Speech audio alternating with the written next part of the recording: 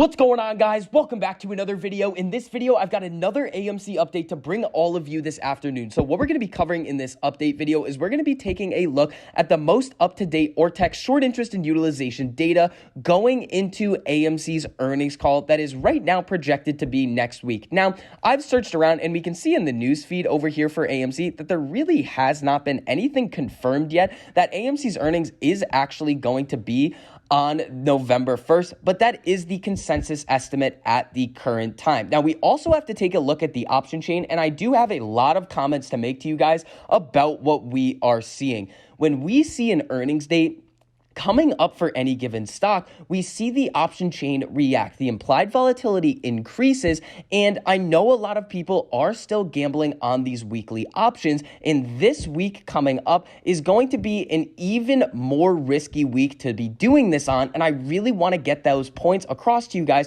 because even if we see a significant increase in the share price of AMC after its earnings, the share price is going to be incredibly volatile and your contract still could expire worthless. And with the fact that implied volatility is going to be going up since AMC is going to be having its earnings call, and that is a time where volatility could potentially pick up and the option chain is going to be pricing that in, the options are going to get a little bit more expensive. Now, we're going to go into this max pain theory as well to see what happened with AMC this week, but we have two very, very important things that we need to talk about. AMC's earnings expectations are up 500+% over the last couple of quarters. This is a wild estimate that I've seen come out, and it is really, really important, and here's why, and we're going to get into this a little bit later as well.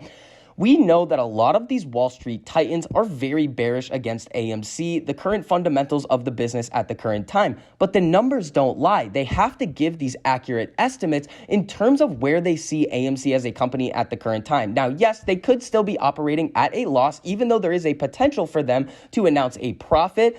They can't really lie in the numbers, so this is a very, very bullish thing to see in my opinion. And we have another movie theater company who has just reported their earnings and absolutely crushed it. So before we get into all of that information, if you enjoyed the information and analysis that I provide for you in this video, make sure you go down and hit that like button. It costs you nothing to do it, but it really helps us out a whole lot in getting this information out to as many people who want to learn. And if you guys want to see more videos like this, make sure you hit that subscribe button and turn on that notification bell. So at the current time that I'm recording, AMC is trading relatively flat on the day, around $35 a share. We did see that very volatile price move to the upside earlier today once those earnings estimates came out, but we really saw it on a downtrend for the rest of the day. Again, we typically see an earnings run-up into any given company's earnings date due to investors speculating and trying to get in their investment before the actual call. If they are expecting the company to announce good numbers, the stock pops and they make some money. Now, we haven't really seen that with AMC, but again, you can't really look at AMC like a company or a stock that trades like any other stock on the market right now, because we know that there are a lot of other different factors at play that are going to affect the share price on any given trading day. Now, when we come over to this Ortex data right here, let me just give a quick refresh to get some more accurate data. We have utilization 86.66%. Now, we went over this concept of why utilization has been so low in one of my previous videos, and it really has to do with the fact that institutions could be lending out shares and there is slightly less shares on loan, but we're still seeing the estimated short interest at around 17%, which is still very, very high. Again, the shorts have not covered their position and we are still winning. Now, when we come over and take a look at the option chain for this week, again, right now we're seeing 213,000 contracts expiring out of the money. That's a decent amount of liquidity and money that these option sellers are making every single week on AMC. But going into next week, you really have to be careful. Now, you can do whatever you want with your money.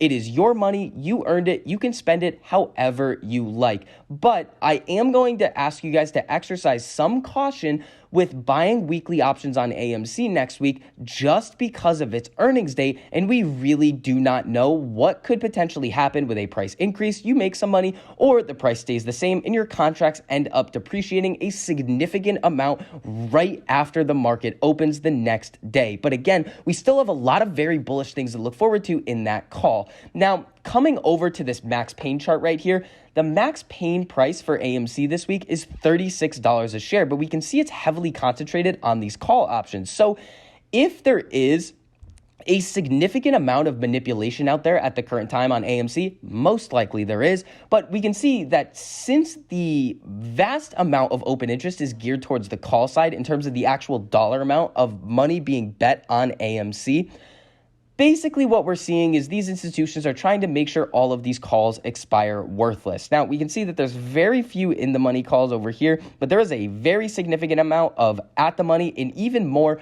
deep out of the money calls that are expiring worthless. So again, guys, be very careful. If you have enough money to burn on this, go for it. It's fine. There are pros and cons, but if you do not, just be very careful. Now, coming over here to Benzinga, we're taking a look at IMAX's earnings report. Now, a major investing theme in 2021 is the rise of reopening stocks. Investors are often hunting for companies that could benefit from post-pandemic growth and pent-up demand. One industry that's often mentioned is movie theaters. Now, movie theater company IMAX reported their third quarter revenue of $56.6 million, up 52% year over year. And again, this was one of their best performing earnings since the pandemic. This is unbelievable news. The figure came in slightly lower than the analyst's $57 million estimate. Not really that big of a deal if you just slightly missed the estimate, but you guide higher. The overall box office for IMAX was $142 million, up 100% year over year, in the third straight quarter of $100 million or more in the box office. Now, the CEO had some comments, which I really want you guys to focus in on. It is clear the global film industry has reached a turning point. The movies are back. Whatever you hear in terms of the FUD that is being spread by these media institutions or just individuals at these media institutions, it does not matter what they say. The numbers do not lie. We are seeing them here. And again, the fundamentals do matter in this play. I really want people to really understand that. A lot of people like to say that it is just a short squeeze play and that essentially the fundamentals of the company don't matter, but if we see the company fundamentally increasing its value, the price will eventually increase, putting more pressure on the shorts, which could entice more institutional investors to pile in, even more boosting the price, and that just puts even more pressure on the shorts. So I don't really understand where that argument is, but again, the shorts haven't covered and the fundamentals are getting better as a business. It is very, very tough to be short on AMC right now. I really feel bad for a lot of those institutions.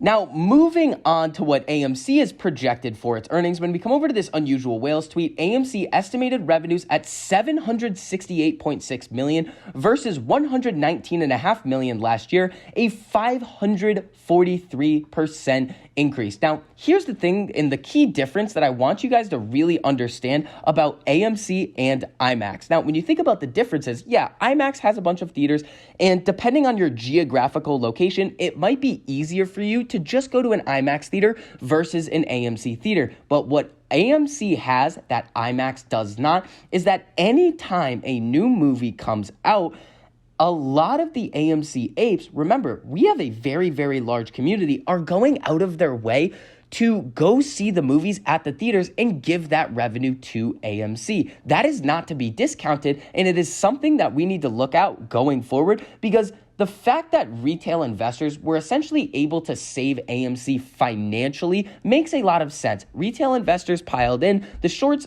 covered some of their positions, not all of them, to really make a significant difference. The price went up.